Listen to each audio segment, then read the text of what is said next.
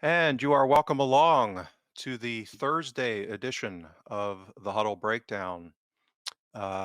James here with my good friend Alan Morrison from Celtic by Numbers. Uh, Hello, Alan. We're going to have a look at yesterday's uh, historic, glorious victory in the Champions League. um, and for a change, we're going to talk a lot about some positives, which is welcome. Um, and I think, in fairness, we were in the grand scheme of the mosaic coming out of Sunday, we were probably on the optimistic side coming out of that as well. But in fairness, but yeah, we're going to take a look at a lot of the positives, look at some context broadly, which not everything's positive there, obviously. Um, and then we'll have a look ahead here to Hearts on the weekend. So, um, Alan, first thoughts. I know we haven't had a huge amount of time to dig in. When we do these day afters, we don't have too much time for spreadsheet shagging. So, um, mi- so we get clouded with Yeah, too much humanity here. Not enough of not our enough data. models. Yeah, Yeah, data and models and that boring crap. So, what's more of your human impression of what happened yeah. yesterday? I actually have to think of something to say as opposed to be driven by all, all the data. Yeah, I mean, just it probably takes me. I usually when I capture a game, capture my own data. I do it in two sittings. I'll probably do the first half one day and the second half another day, and it takes about 3 hours for each of those sort of things. Obviously, there's not been time to do that. But there is up to date available through StatsBomb, which is sorry, up through FOTMob, sorry, which is pretty decent to be fair. Yeah, listen, upbeat, definitely, really pleased, just pleased, I think, for everybody actually.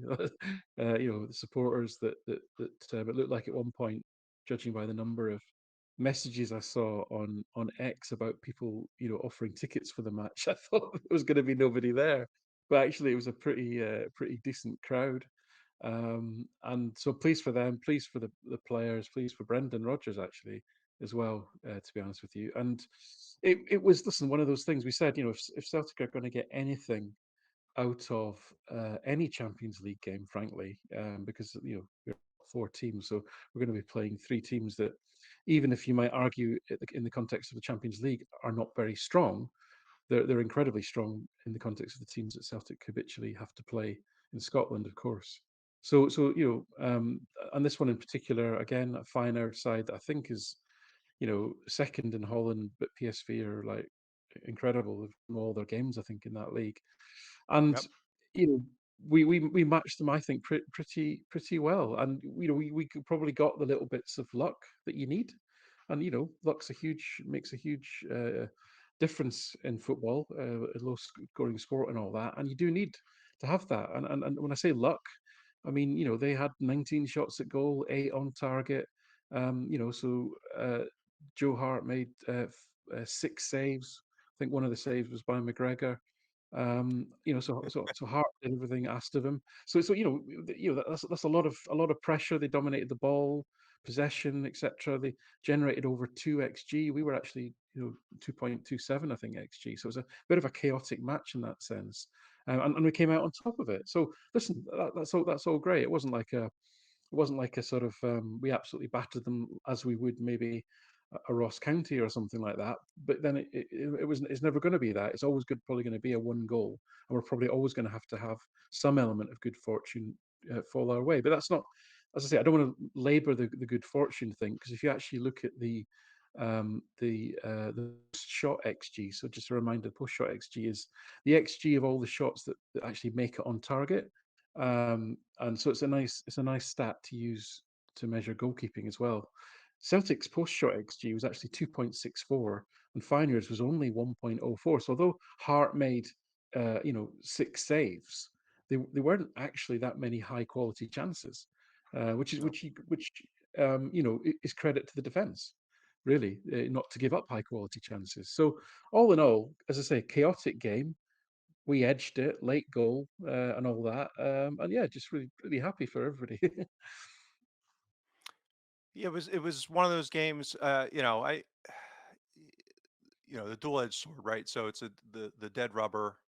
We've been here before. I remember the pleasant surprise. I think it was the last game in the Europa League in Ange's first season where we beat Real Betis with kind of a an odd lineup. And I think that was a nice. That was one of these kind of games too. It was like back and forth, but in a more controlled way than what we talked about coming out of Sunday against Kilmarnock. So this was more, two relatively evenly matched teams that were just playing in a way that was, entertaining. And yeah, so it was uh, obviously the fact that we won would have been not nearly as enjoyable had we not gotten that late goal. It would have been a bit deflating given, again, just I'm looking at the match. StatsBomb has a race chart that shows kind of the chances and XG through the game that I know you're familiar with, but we were basically ahead in that virtually the entire game, or even to ahead of it from the 10th minute on, until the 85th minute. After they had already tied it, and then they had a kind of a decent chance, one of their better chances. I think it was Jimenez. That I think that was probably Hart's best save. It was a bit angled and that, but it was, pretty good. And he's a good striker, obviously. Mm, So that was the mm. first time they kind of went ahead in the spreadsheet shagging score line.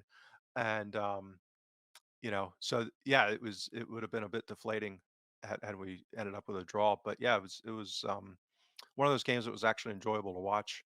And it makes you, Yeah, to it's me, it interesting. makes me, yeah, go ahead. Sorry, I was going to say. Sorry to interrupt. Just the I think if I was going to be disappointed at something, I think it would be when you look at those race charts. Or I'm just looking at the FOTMOB momentum chart. I love these Mhm. momentum charts. I think they're quite, and actually Yep. they almost correlate exactly with the packing score charts. By the way, just I'd throw that one in. Is that basically my concern was that Celtic didn't respond well either to taking the lead or when they equalised. And they Feyenoord's greatest moments of momentum and pressure were immediately after Celtic scored up to half time, and then immediately after they equalised, almost until the point that Lagerbielke scored the goal. So we didn't respond well to those, to either to going ahead or to being pegged back, and that would be a little bit of a concern to me, that we were a bit stronger in those moments just after a goal scored. Yeah, and that to me is probably, this is I'm just vamping on what you said here. Is that's where I think you get the confluence of athleticism with intensity can create kind of surges, meaning that they seem to respond, and I would say on balance their athletic profile, kind of man to man, was probably a little better than ours. It's not a shock. Um, so particularly in like midfield, I mean, they got some big, fast dudes that play in there that would get beyond our players and then just accelerate with the ball, which obviously is not the easiest thing to do in midfield. So yeah, I think those were periods when they kind of took it up a notch or two, kind of like what we saw with Kilmarnock in the second half on Sunday. Obviously, totally different scale of player and athlete, but so I agree with you. I mean, that's one of these latent issues that I think is probably not going to go away. Um, Fortunately, won't have to deal with it as much domestically.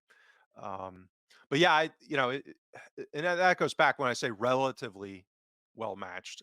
One of the things I wrote about when we got this group was highlighting how both Lazio and Feyenoord probably overperformed last season, and that perception of how good they were heading into this group was probably artificially high, um, because of those things, and that Feyenoord was a pretty weak in the grand scheme of things, a pretty weak pot one team. Um, but that's so the good part of that is I think when we were playing 11v11 in this group, we didn't look out of sorts. I thought we looked right in line with where we should. Um, and that leaves the addressable issues of upgrading quality in players. I think is another positive coming out of the game is kind of a reaffirmation of some of the things that we've been talking about during the group stage here. Well, let's talk about anything else on kind of the high level stuff on the game before we get into some of the No, individual player performance?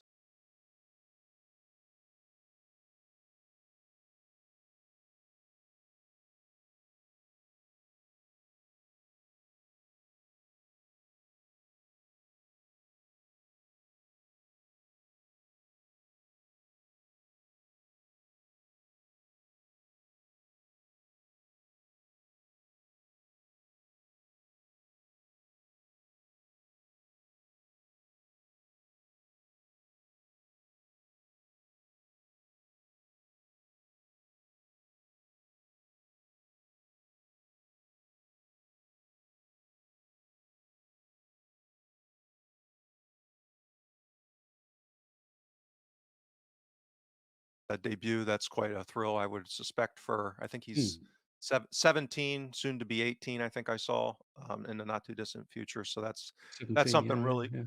yeah, so that's something just really cool. I mean, it wasn't a I mean, he had a part to play in, the 2nd goal, so that I think that was really cool. Um, you know, again, just from the human side of it, Lagerbilka, I'm sure, has been living a certain reality in recent months, given his move and inability to get into squad and to play, and for him to get on and to enjoy, scoring the winning goal. I think that's really cool too. Um, so those are kind of my first just two human highlights. But from a performance perspective, I mean, um, I think you and I have been well above consensus on Stephen Welsh for a long time now. Um, and I thought he was outside of one kind, and goes back to the old issue of confirmation bias. He certainly had one doozy on the passing side, but outside of that, which Yes. fortunately didn't turn into anything horrible. But outside of Mm. that, I thought he was quite good in the game. What did you think? Yeah, no, absolutely. I mean, I think, again, context being thrown in, hasn't played since August. Didn't expect him to play, to be honest with you. Didn't even know he was going to be in the squad. I mean, this is kind of supporting Enda's point, which I kind of rebutted really earlier in the week, where we're about surprising changes, if you like you say. Where did Mitchell Frame come from in terms of getting time, throwing Lagerbielke in, etc.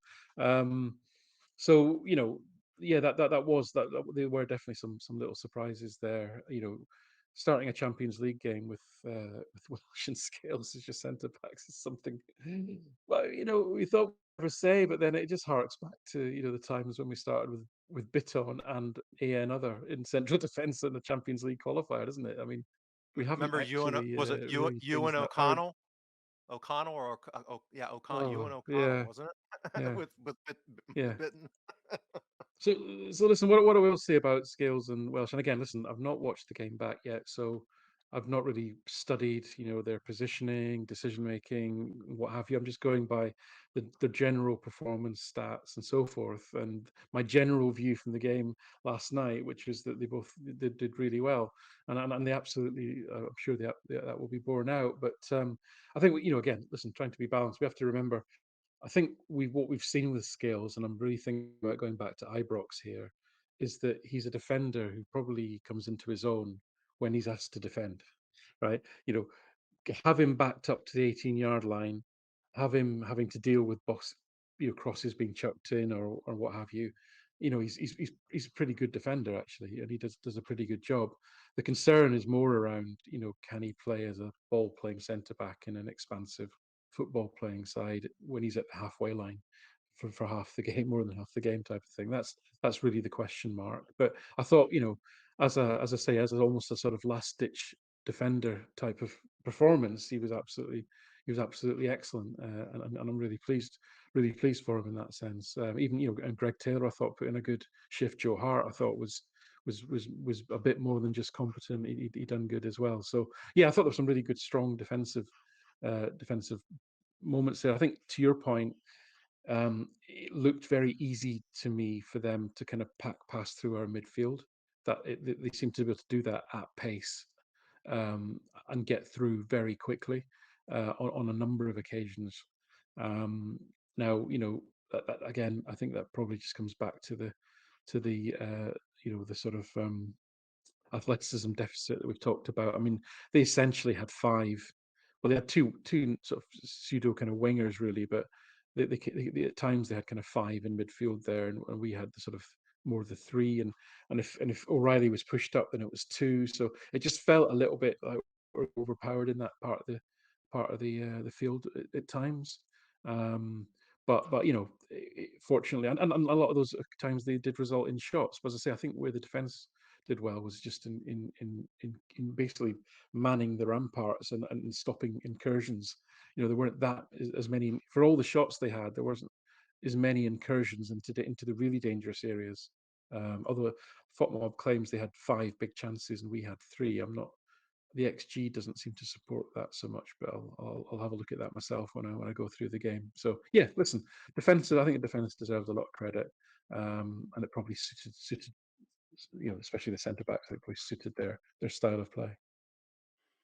Yeah, I think in the grand scheme of things, that's probably a relative strength of Welsh and Scales is that kind of recovery speed. I don't think either of them are speed demons, but I think they're at least competent in that regard. Yeah, we were I think pretty well organized in that kind of transition recovery and getting into positions that we needed to. The one thing I will say is, and this is in honor of our dear friend Enda, who's not with us today, is a shout out to Liam Scales for the dark arts because I think. He probably deserves credit for earning that penalty, winding that guy up in the box before before he got the sickle, whatever that was, iron sickle neck grab that he ended up suffering when that guy lost the plot. So yeah, uh, congratulations to Liam Scales for doing something. That's not something that we quantify or look at, but it has been a criticism that I've heard at times that maybe our players haven't been as skilled in the dark arts at times, particularly when we play teams like Atletico Madrid and um, some of these teams that are a little bit more opportunistic, shall we say, in some of the stuff. Um, so Well, I that was I was stunned. I was stunned. I didn't. I was watching it and going, they give penalties for that. I was like, really? yeah, I I never I knew. thought at first I thought he went in for a kiss and that Yeah, a romantic embrace and that Scales pulled away, but yeah, it just looked like a drag down. So yeah, yeah. so good on Liam Scales for earning that. Um, yeah, as far as the other players, I'd say obviously Scales, Taylor. I mean, that really the defense. I mean, to your point, I mean, there weren't any outside of a couple of close calls. There were no hair raising mistakes. Um, and against a team like that, when we talk about this relative to domestic versus Europe and how much more we pay and suffer when making those kind of mistakes, and it's not as if they were impotent relative to the press. I mean, so I thought we actually handled their press reasonably well, right? So again, it's within Mhm. context. Um, and yeah, so I think the other part of this is, there was some fine margins where Kyogo was very close on a couple of occasions, and we just didn't quite get them the ball in positions, and I think that continues to be a latent issue that we've been dealing with and discussing. But and any other standouts for you before we maybe get into some of the legacy challenging issues? Mhm. Why we shouldn't get too excited about this, obviously. Well, do you want to go through some of the other players? Just, I mean, I think you know, I think McGregor was excellent actually. I thought throughout the game, I think it was one of those games where I don't know if you do this, but when I watch a game and then I see who's got the ball, and I almost have like a different response depending on who the ball goes to. So like Yep. O'Reilly gets the ball, and I'm like, oh, thank God for that. Maybe somebody else might get the ball, and be like, oh no, what's going to happen now, sort of thing. But it was one of those nights where I just felt every time McGregor got the ball, I kind of felt sort of warm and safe. I kind of felt that, oh, that's good. McGregor's got the ball. We'll be fine. He was kind of one of those performances. He just seemed to kind of settle everybody and just play really sensibly and in a very kind of controlled sort of manner. I mean, I know these are all kind of quantitative things I'm talking about there on that, but I'm just because I'm just remembering how I felt when I watched the game as opposed to responding to any of the particular sort of data. But yeah, that was my abiding sort of feeling really of his performance. I think on the other side of it, again, Palmer was good, but again, I'm getting increasingly frustrated that, and this is where I'm going to sound like a really old school kind of non-analytical person, is that Screaming at I clouds don't again, Alan? well this I don't want this to become an easy trope, right? I know there's a risk of that, and I apologize if it becomes it. I don't want it to, but you know, you compare Palma last night, a full Celtic Park crowd, big game, big pitch, etc., big noise, and all that sort of thing, and he does pretty well compared to most abject display in the rain on the plastic at Kilmarnock, and you sort of think, mate, you've got to do it. You've got to do it. Like McGregor, you've got to do it every week, not just turn up in the games you fancy it. And that's an awful and lazy trope that I've applied there. But I'm just responding to the ups and downs of his performances. I know you're going to get ups and downs with wingers, but it does seem to be that it's feast or famine with him. He's either in the game and he's at it and he's making things happen, or you get very little out of him. And then talking of which, dear old Mikey Johnson, that's another start. XG plus XA point 07. Now, and this unfortunately is the trend, right? And what we're talking about again, lazy trope. Lack of output, lack of productivity in the final third. He's very good. He's excellent. Give him the ball on the halfway line, a la Ryan Kent. He'll take you up the pitch, but then get to the edge of the box. What happens?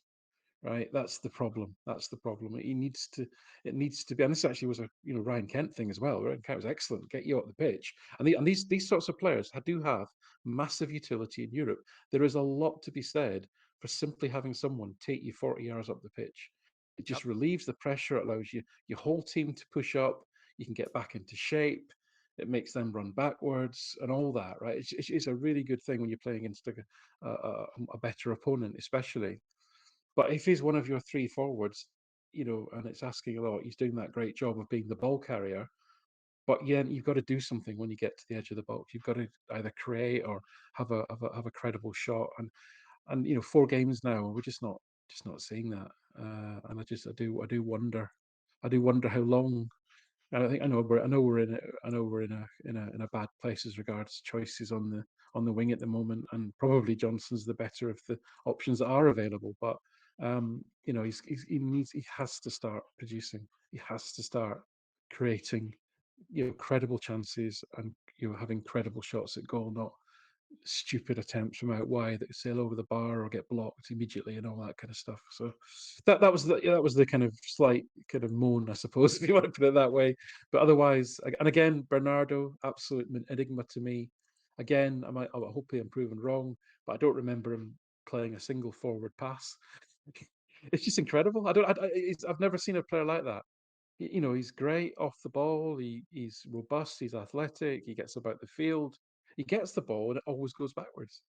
It's like literally two packing passes all season. I mean, that's Joe Hart had more than that against St Johnstone. Joe Hart Yep. played about 4 packing passes against St Johnstone, against the Kilmarnock, sorry. So that is astonishing for an attacking, ostensibly an attacking midfielder. But I like him. Yeah. I like him. I like it. There's a lot I like about him. But again, he's going to have to produce more in the final third and be more creative, I think.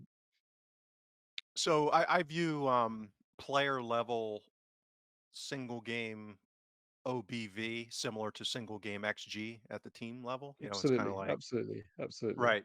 So it's contextual. It can help paint a picture, but take it with a huge grain of salt.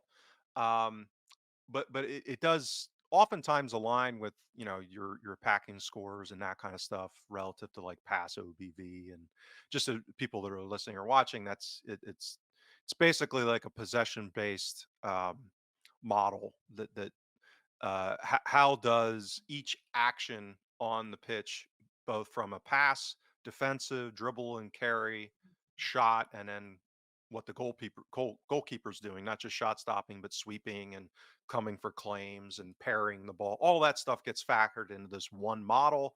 And does each action, how does it increase your chances of scoring a goal, or conversely, the net change relative to the opposition scoring, right? So it's this big um, aggregated model that breaks all this stuff down. So again, single game, very much grain of salt, but it's interesting. So if you look at defensive action OBV, for example, so that basically how impactful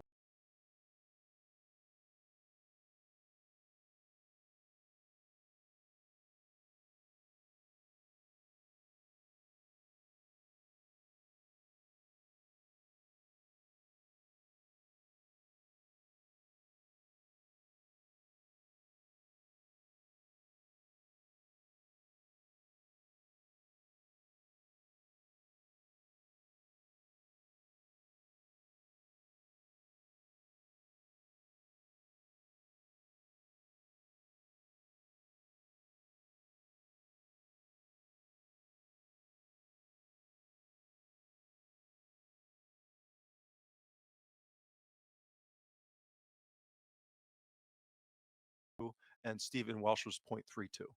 Right. So this goes back to this issue. Now, by definition, the way the model works, making a tackle at the 18 is going to count a lot more in this counting model than a counter press um, at the midway line, right? Just by proximity of probability of scoring a goal. You can't score from, normally from 50 yards.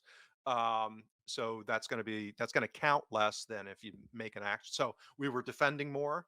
But within that kind of our own final third, we did a very good job on ball um, in defending. And to your point, so Bernardo was not only good in his kind of normal spatial and movement.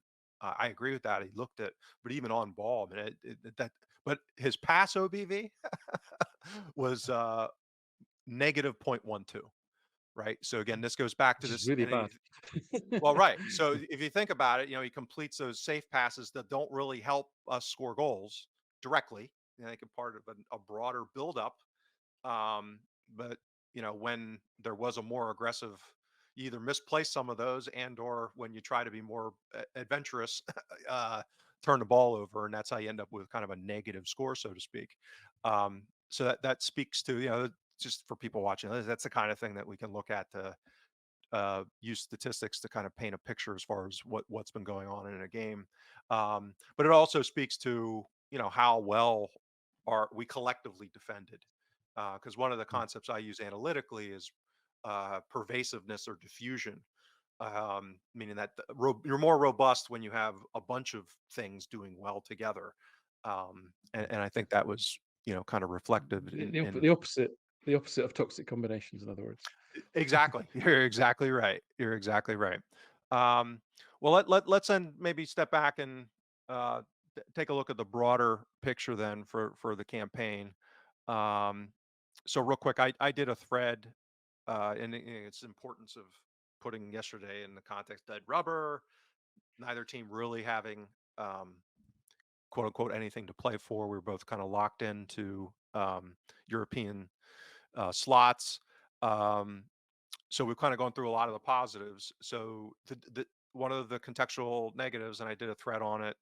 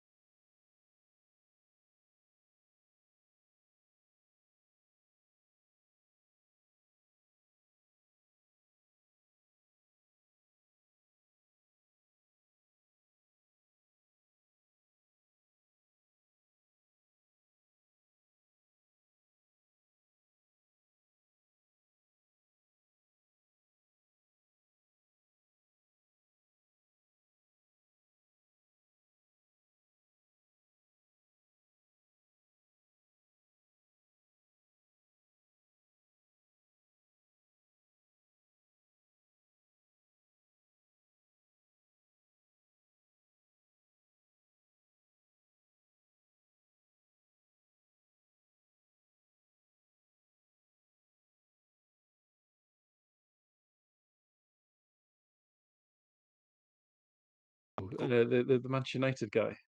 Yeah, poor Yeah. Onana. He's had a real rough time of it this season.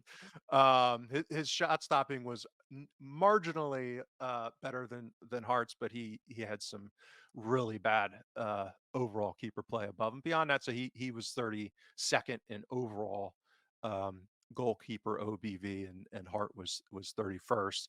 So that unfortunately, and that's what I put in my thread. If you look at I would argue that outside of and obviously, I mean, this is contextual. It's counterfactual. It's I so that caveat ahead of time. But if you looked at when we were playing 11v11, because when you're playing in just 6 games and large portions of 2 games were with uh 10, 9, and 10 men, that skews things quite a bit.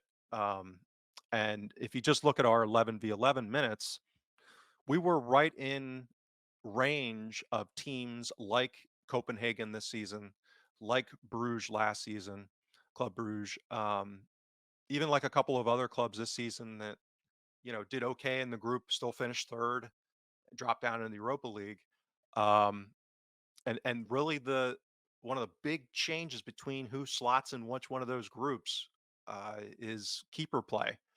And obviously, when you're talking about just 6 games, even good keepers, like I don't think Onana is one of the worst keepers in the world. He's one of these guys who's probably pretty talented, decent keeper, and it's just not working for him at Manchester United, and he had an awful, um, 6 games. But this was not the first. Like if you slot Hart contextually, his time before he got to Celtic, and then how he's done in the league, and you benchmark that, and then how he did in Europa last season's Champions League. This is not, I would argue, an aberration that this came out of nowhere.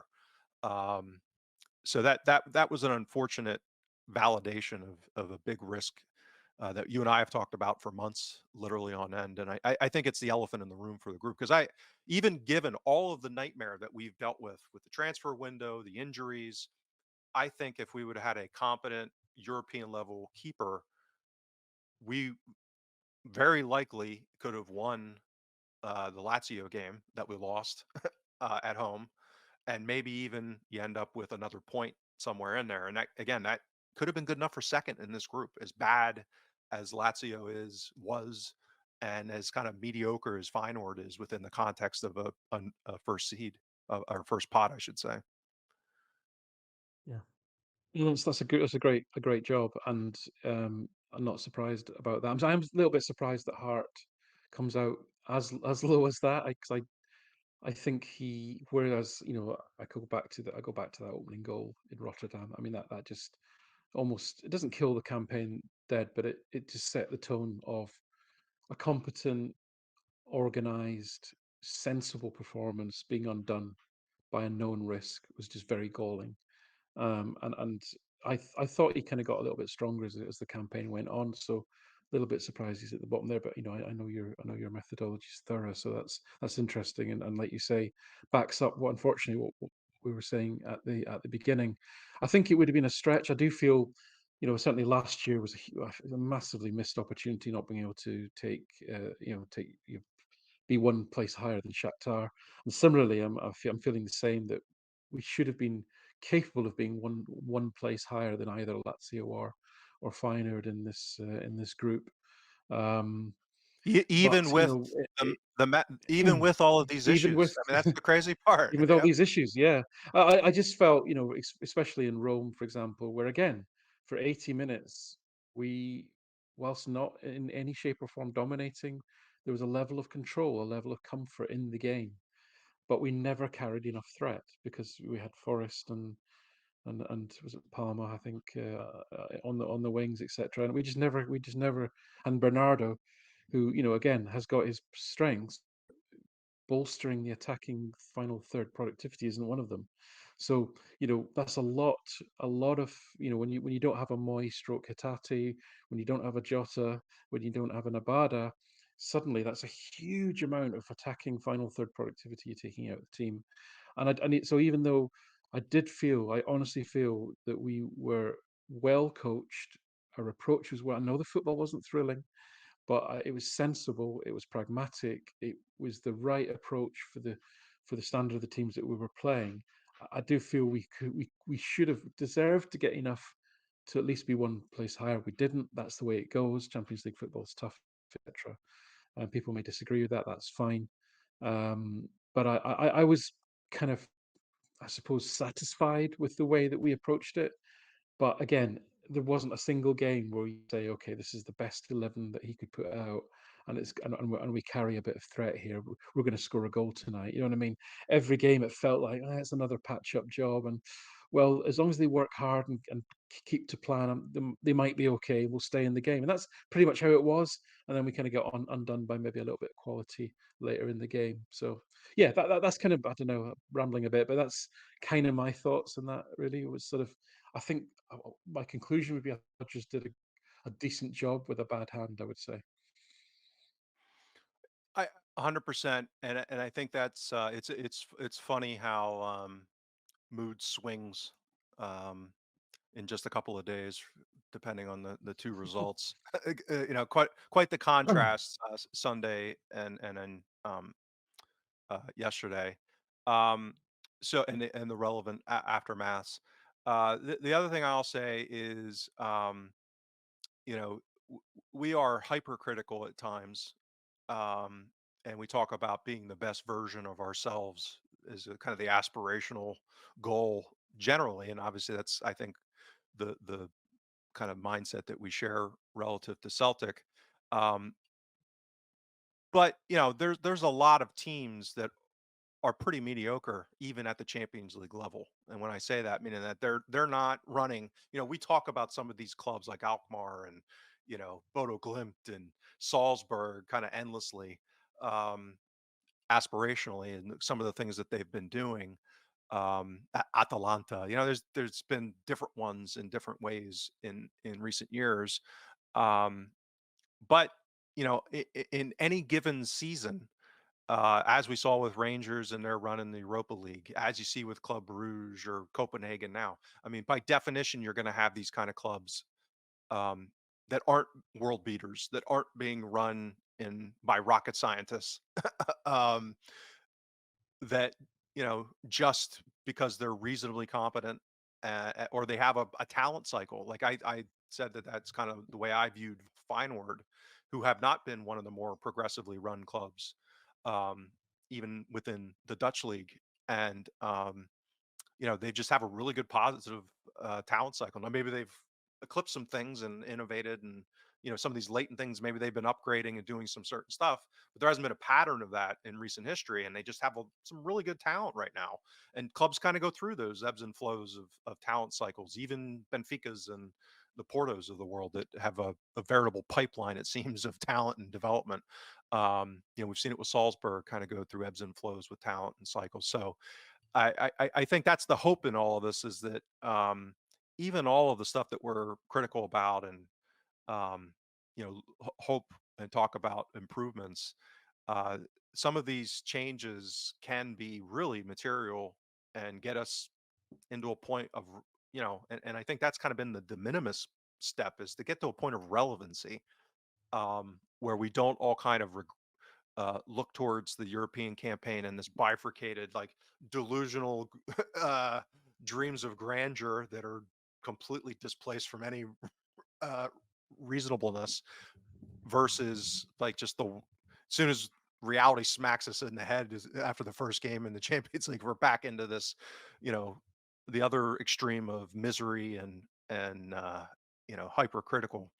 Um, so I that's the thing I take away from it is, I think we're both reasonably skeptical as far as until they prove it, and prove some adeptness in recruitment. But it shouldn't be that difficult to do some of these relatively basic things to get us right into that point of relevancy.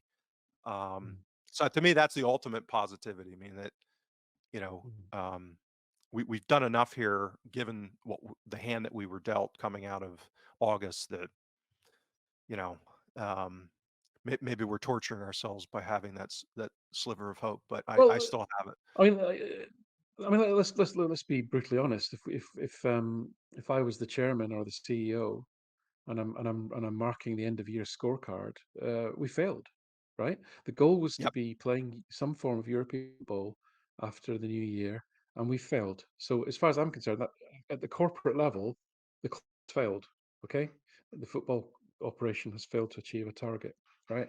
What I would then say is, well, why did you fail? Well, personally, if you'd given me an equivalent squad to what Ange had last year, I would have expected to achieve that goal. But we clearly didn't have a squad that's as equivalently strong as we had last year, and that's the reason. It's what it comes down to. That's the reason. I think but also more subtly, if you had to pick on one self-inflicted thing, it would be the goalkeeper. Yeah, it would be the goalkeeper. So yeah, Yep. we failed, but there's good reasons why we failed, which I think are acceptable, if you like, if you know what I And mean. in the grand scheme of the modern industry, should be relatively low hanging fruit to make huge improvements on. Like, it shouldn't be this difficult to go from, relatively dreadful recruiting to even mediocre recruiting. Like I would argue we were under Ange, for different reasons, but level of competency and even coherence that's reaches kind of minimum levels of mediocrity would be a significant improvement. And again, I think that would have been put us right in there. And now the flip side of this is next year, let's assume hopefully we win the league, and even with the new Champions League for next season, we may get a horrible draw and do everything right or even improve on a lot of the Oh stuff yeah, and end up failing on the yeah, yeah. KPIs And anyway. luck So and luck plays its right, part. Yeah, luck plays its part. Yeah, yeah. yeah, yeah. Such is the torture of life. Well, let's stick a pin in that then, and let's do a couple of minutes here just looking ahead to Hearts on the weekend, just to kind of set the stage. You had referenced coming out of the for context in that defeat to Kilmarnock. Kilmarnock is actually um, third in non-penalty xG difference in the league so far this season, which again I Yeah. think is a credit to them. And they're the only other team outside of Rangers and Celtic. It's modest, but I will give them credit. They're the only other one that has a positive non-penalty xG differential. Yes, And that's right. Hearts are fourth, kind of clustered with Aberdeen, and then you go down to Hibs and Dundee. Um, So James, just different models, different results. Bot Mob actually has Hearts terrible, like a 0.49 negative XG difference, and that would yep, basically they're on a par with Motherwell, and yep. worse than nearly as bad as Ross County actually. So So this so this is part. Mob Opta does not like Hearts at all. Yeah, and I think part of that, I'd be interested in what the disaggregation on that between for and against is that's where I think StatsBomb's model relative to non Celtic Rangers teams are vital because of the amount of chances that are aerial and their model accounting for where the ball is basically. Was it actually a decent header chance, or was it, the guy flailing and it just glanced off of him and it's assigned, a relatively inaccurate probability. Um, but yeah, I think now I'll filter this. You ready for this magic filter? And I'm going to go for the away filter. So we're just going to look at because I do think that that's something that um, historically, yeah, it's not too much this year, but they're still third in a way this year. So that's in prior seasons, it's been more skewed for them. So some live analysis here on the Huddle breakdown. Whereas at Tynecastle, historically, they've been a little bit more skewed positive, and then on the road, negative. So that's interesting. Actually, they're almost in line home and away this season. Um, so what one would think and this our away net penalty xG difference is only about one, which again that's you and I have been harping on about that forever now. That's gets you firmly in uh, the Tom Cruise Maverick danger zone, highway to the danger zone, in dropping points. So that's validated by looking at that. But fortunately, we're at home, so you know. Generally speaking, the way Hearts have been playing and the way we've been playing, would be optimistic. But again, this is going to be a litmus test, I think, given coming out of this relatively feel good performance and result yesterday. This really should be a game that we handle pretty comfortably, in my judgment. Anyway, what's your view? Yeah, I mean, Hearts again. You're looking at stats, but I'm looking at Opta. They've got the biggest differential between actual goals conceded and expected goals conceded, meaning they've not conceded that many goals, but they should have conceded an awful lot more. It's almost like point 0.5 per game, Yep. which means that there might be some that maybe not quite as defending as well as it could mean many things, right? It could be poor finishing, good luck, the goalkeeper maybe having some good performances, etc. So it could be all those things. But in general, that trend won't last. Generally won't last forever. You'd expect them to, if they keep conceding that amount of xG of over 1 point, nearly 1.6 a game, you're going to expect them to concede some goals at some point if that carries on. So listen, I mean, I do think they are a team that seem to be performing well below the sum of the parts. Meaning, they've got a fairly solid set of decent players, and I don't think they're performing as well as that group would be. Even the much vaunted Shankland, I know he's got 7 goals in the league this season. Probably a few of those are penalties. Haha. His XG is I think 5.89, and he's scored seven, etc. He's not getting as many chances. Boyce doesn't seem to be the same player he was post his knee Injury. ligament injury, Yep. and he's getting into his mid 30s. In any case, the midfield is incredibly one-paced. It's a very sort of pedestrian midfield. Whether it's I know Devlin's not been playing much, but Neuendorf, I think it is, that plays in there. Uh, and out wide, again they're struggling for consistency. Whether it's Forest, whether it's Lowry, whether it's Spargas, whether it's Oda, it's a revolving cavalcade of, a bit like Celtic actually at the moment, a revolving cavalcade of wingers, wide forwards that they can't seem to kind of settle on and get a consistent tune out of. So, um, if you look at Hearts this season in all competitions, they've won as many as they've lost, really, and that probably isn't good enough given their budget and the players that they've got. So I think they're an underperforming team. I'll say the same thing as I said before the Hibs home game, which is I'm much less worried about this than I was about the Kilmarnock game. And I'm sure that could slap me in the face, of course. But generally speaking, we're at home again. It makes a huge difference, I think. And as I say, and I think under Naismith, I predict they will continue to be an underperforming team, frankly. Yeah, this is a class. I agree with everything you just said there, particularly the comparison with Kilmarnock away. And this is where if a team of Hearts level comes in and kind of plays a hybrid of as we called it, the St. Mirren model last season, that's when I start to get a little more nervous. If they look to optimize and being really defensive and basically rely on a couple of counterattack high ball or set piece kind of chances and really go out setting to play for a nil-nil draw. That's the kind of situation that makes me more nervous as far as dropping points. But I suspect I think just based off of how they've played so far this season and what I've seen from um, the manager, it's more likely to be a Hibs model that we just saw, and I'm hoping for that because again, it makes the game more entertaining. Um, as you had said, I mean, their midfield's not something, particularly if they're going to be a little bit more expansive, and it doesn't even have to be crazy expansive. It's somewhat expansive, create that space where we can capitalize on it. Um, so yeah, let's hope so. And then I think we have a week off. Then I don't think there's a midweek game, and then we get into the avalanche of the crush around the festive period, which um, we will probably be back at least once a week. We'll see, maybe twice a week, depending on how schedules align. I know Alan and Ender are big partiers around the Christmas and New Year's period.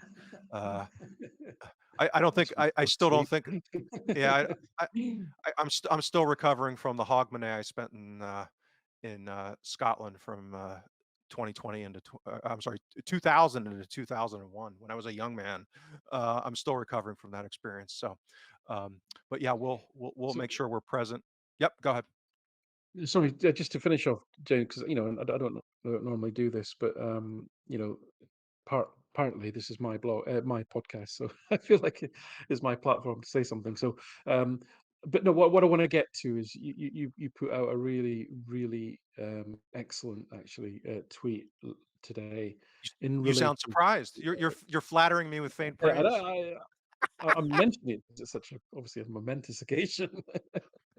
And check it out. James's tweet is in relation to Graham Spears putting on his Patreon site, free for everybody, the ramblings of a certain individual. I'm not even going to name actually. All related to Spears' podcast that I was on, talking about refereeing bias in Scottish football. Now, so what I would like to say for myself is, having read what was on that site, which I hadn't been aware of until it went up, because the individual concerned is somebody I have blocked, right? So I don't like blocking people, and I used to take a very kind of laissez-faire attitude towards it. But as as your kind of reach does grow and you get more followers and so forth, more that kind of slightly naive view that I had kind of is shown to be unrealistic. So, but I've got some pretty easy rules that I follow around these things. So, if you're racist, if you're sectarian, if you're sexist, if you weaponize child abuse, if you abuse anybody on my timeline, it's an instant block and there's no second chance, and that's it. I don't mind debate. I don't mind people disagreeing with me as long as you keep it in good faith. If you're in bad faith, I'll probably mute you and I'll probably unmute you at some point in the future. That's my basic rules. That's it. This individual I've had blocked for some time. I suspect for many of the reasons that I've just outlined. Um, in the post that's up on Graham Spears' site, which I don't encourage you to read, it appears to me, and this is how I feel, that I was threatened in that post, and that's clearly unacceptable. Graham Spears, I've spoken to him about this. He won't take it down.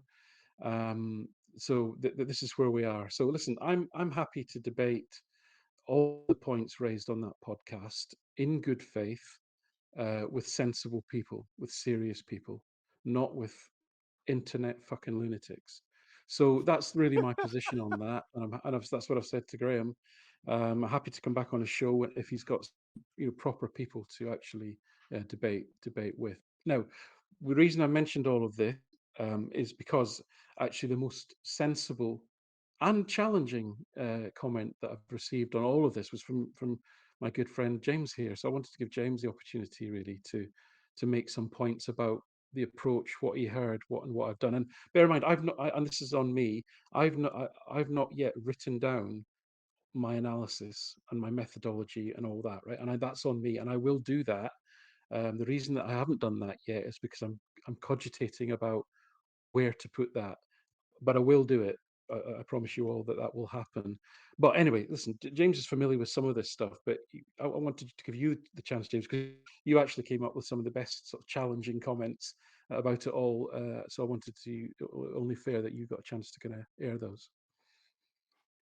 Yeah, so these are not necessary. These are inherent. So my comment was relative to what was written on Spears's Patreon. In I had I have several, not even several, a number of smart, typically analytically inclined Ranger supporters that I have Twitter relationships with, that I DM with, um, and is what they're outnumbered, by the way. Before I have my blue shirt, my daughter goes to the University of Pittsburgh, by the way, so that's why I have my blue shirt on.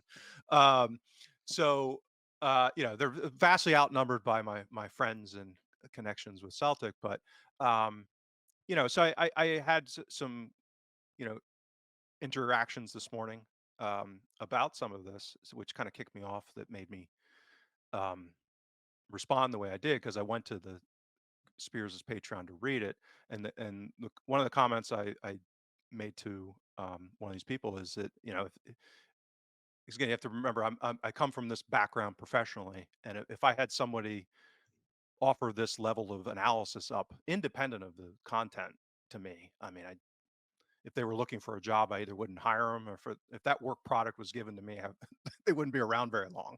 Um, and it's again, independent of the topic. It was just, logical fallacies and ad hominem, and kind of just sporadic all over the place. And a lot of techniques that are used to, and I'm not above this at times. I've done it in the past. There's always the argument of doing the greater good, that kind of thing. But persuasive writing rather than analytical writing.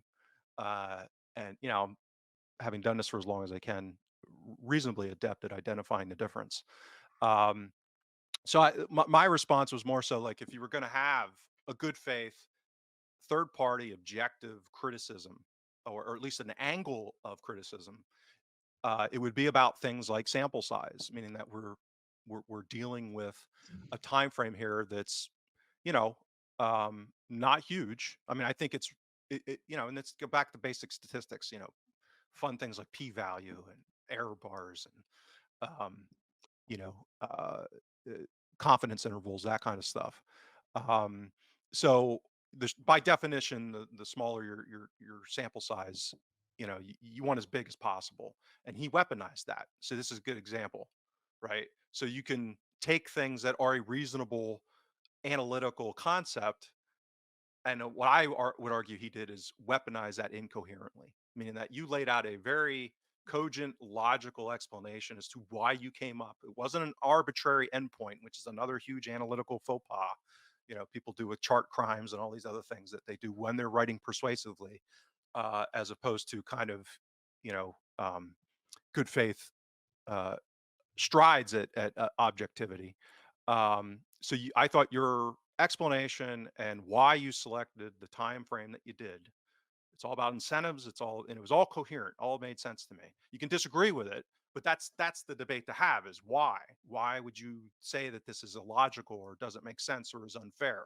Right? That's, I think, a fair playground, right? That's, if you're going to have an honest intellectual debate and discussion, okay, then you do it on those grounds. You don't weaponize something and misapply. So that's what I saw in what was done on the Patreon.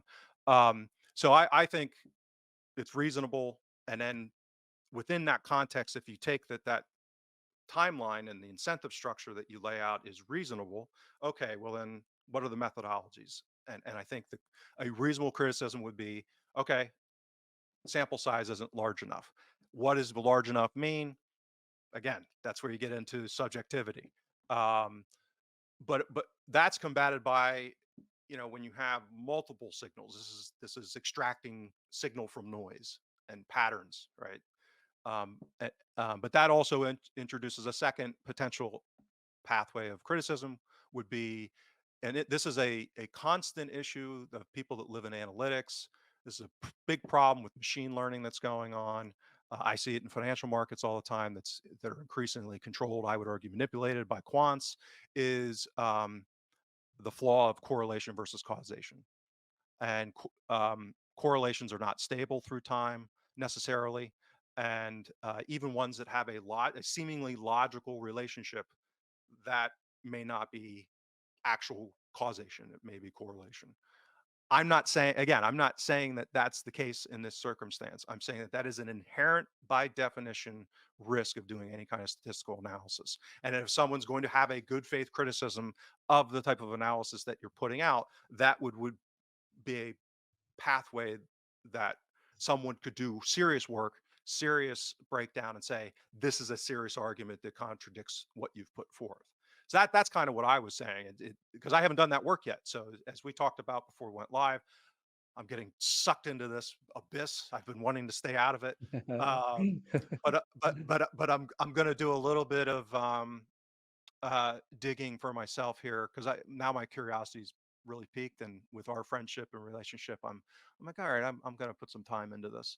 Um, Yeah, so sorry, James. yeah, Just for people's benefit, one of the things that came up actually, which I agree with, again on the Patreon, it was misrepresented.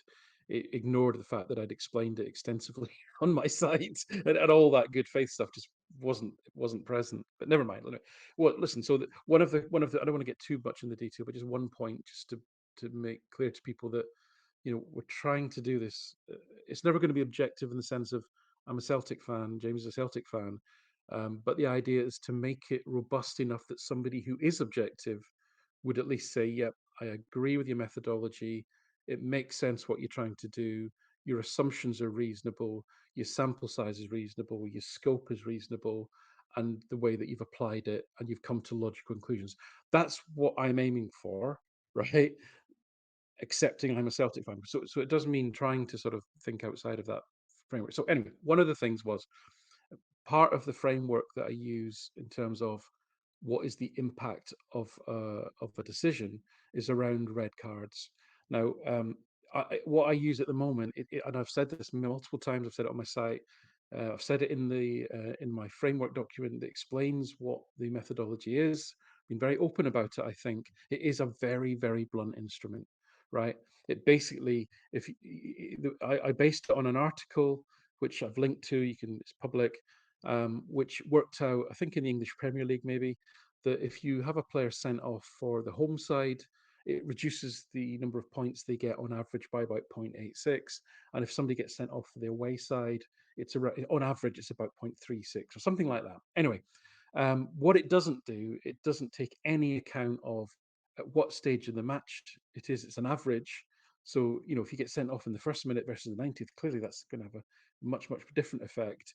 And so I've been using this blunt instrument openly, been very open about it. But I accept that for red cards, that may well skew because they don't happen that often, right? So it is quite a small sample size to this point. So my commitment is, and one of the things James is going to work on with me is to try and smooth that out a little bit and say, right, okay, can we apply a more sensible expected points number if a red card happens in the 30th minute versus the 78th minute, right? And I think that will help to just improve the data set in that regard. Both it will improve both the Yorkshire Whistler analysis and the impact of the calls that he decides are right or wrong, and it'll improve the quality of the impact analysis that I've done into red cards and penalties that have happened. So not analysing decisions, but just saying there was a penalty awarded here. Given the time, the game state, what was the impact? The penalty bit I'm comfortable with. The red card bit I'm not as comfortable with. So I'm happy to kind of almost try and improve that to make the quality of the analysis better and to address one of the points that James is raising here. Yeah, and I think the other part, so the other thing to, um, and this goes back to again the piece that was written on the Patreon, Graham's Patreon, is some of these logical fallacies that were appearing. I mean, there are issues with expected points models. There's no question about that. As I said repeatedly on the show, and any of the people in real life that are unfortunately subjected to spending time with me talking about these things, is all models are wrong, all models are bad, some are more useful than others. This is why I talk endlessly about it's not about data and stats, it's about analytics and a competency to use these things in a productive way. One of the things that, and again, I'm not being critical of Graham Spears, it's not his domain, but people throw around terms like science and don't really apply it correctly. I mean, science is about the scientific method. It's about a method of inquiry and challenge and creating a structure and a system in order to try and save us from ourselves because we're all these inherently biased, irrational maniacs, mammals running around on the planet. Um, so that's basically what a robust analytical framework is. It's a cousin of the scientific method. Um, in something like sports analysis, and so that's I'll I mentioned something like weaponizing something. I don't mean that in a sense of he may not people don't even realize they're doing it at times because again that maybe they're not trained, maybe they're not sophisticated, or maybe they are and they know what they're doing, like so you can't really know. um but being coherent and objective is not easy. That's why we have to kind of build these processes, and it's a domain in and of itself. Being self-critical, testing, challenging, knowing that models are not perfect, and that I said down before it went live. It's about being as accurate as you can be, but precision is an unrealistic objective in the vast majority of these endeavors. Um, and so that's you know I'll throw a little bit of time into to try and assist Alan with what he's doing. And again, I part of it is I've seen enough with what Alan has been doing because Alan probably the first to say I've been relatively skeptical on some of this stuff at times, particularly when he started it up. I was like, I wouldn't spend my time on this, basically. Um, and Long but game, I James. do Long game. now. I know, and I think that's I've seen enough now where it's okay. Some of this is interesting. Um, and it's caused me enough to want to delve in, and not because I think, and this is the other part of this is I think as someone who spent this amount of time speaking with Alan over the last few years, I view this as very much a not only good faith. Obviously, it's coming from a Celtic perspective and an Alan Morrison bias perspective that we all have our own self, obviously. Um, but I think Alan does care about Scottish football broadly and Celtic's place within that. But um, that some of these issues about quality and transparency and culture, it's not just about bias relative to a hypothetical, some people would argue, bias towards one club. So it's about all of these things, and um, if there's something potentially problematic in this regard, it would be like having this kind of outlier that could be a symptom of match fixing, which we've seen all over the sporting world, and particularly European football. And I'm not suggesting anything like that in Scotland. I'm just saying, like, if you had statistical evidence of what was ended up going on with Barcelona, um, why wouldn't you kind of pursue this? I mean, it's you know, if you care about integrity of the game and improving certain aspects of it. So that's how I view what you've been doing. Um, because And James, quite sorry, just one frankly, other sorry, just one other thing as well is that people misunderstand as well because they just immediately default to think that you're this is something to do with football rivalry. This actually this is all about holding the SFA to account. It's about the SFA. It's about the SFA and the way that they manage the service provision of refereeing, and it's about holding power to account in that regard. It's got nothing to do. There happens to be another rival, and that does all add into the sort of the cultural brew, if you like. But the actual objective is about holding power to account. To your point, it's not about um, directly about football rivalry. Even yeah, and that's how I've kind of viewed it. And this, again, I joked with somebody that this is like this whole topic is like throwing a grenade into a tribal stew, just because it's um, so easily to do it properly, it requires a fairly extensive amount of analysis and good faith. And by doing that, when you bring a lot to the table, it's easy to take this, that, and the other thing and reconstruct it all around. And because you're not dealing in certainties and you're looking for, potential signals that create more room for inquiry, that kind of thing.